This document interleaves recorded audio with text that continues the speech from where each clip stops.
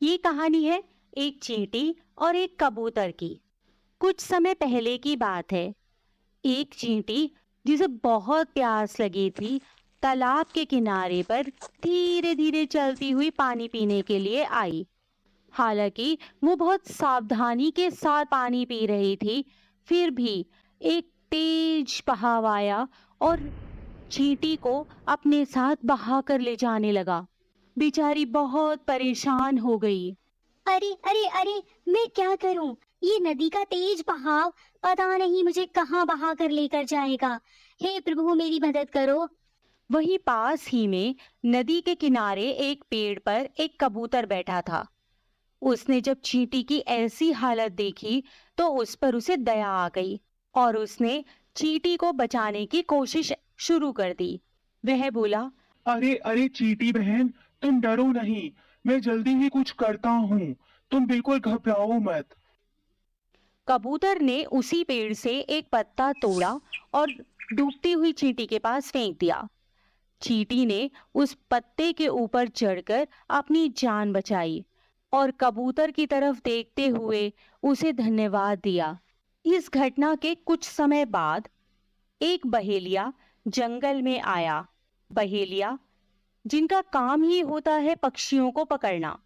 पहले उस बहेलिये ने जमीन पर कुछ दाना छिड़का और उसके ऊपर जाल डाल दिया, ताकि जो भी पक्षी यह दाना चुगने के लिए आएगा वह पहले ही उस जाल में फंस जाएगा। बहेलिये की इस तैयारी को चींटी देख रही थी। तभी कहीं से उस चींटी का वही दोस्त कबूतर जिसने उसे बचाया था उड़ता हुआ आया और दाना चुगने के लिए बैठने लगा। लेकिन वो इस बात से अनजान था कि उस दाने के पीछे एक जाल छिपा हुआ है और वो उसमें फंस सकता है। कबूतर को आते हुए देखकर चींटी बहुत घबरा गई। उसने कबूतर को रोकने के लिए एक उपाय सूझा। उसने छुपे हुए बहेलिये के पैर में इतनी जोर से काटा कि बहेलिये के मुंह से चीख निकल पड़ी और कबूतर का सारा ध्यान उस बहेलिये की तरफ चला गया और वह तुरंत ही समझ गया कि यह दाना नहीं बल्कि उसी बहेलिये का जाल है। और फिर कबूतर दूसरी तरफ उड़ गया और उड़ते उड़ते उसने चींटी की तरफ भी देखा और आंखों ही आंखों में उसे धन्यवाद दिया। और चींटी ने भी कहा कि तुमने भी तो मेरी एक बार जान बचाई थी, वैसे ही मैंने भी अपना कर्तव्य आज निभा दिया। Bye bye.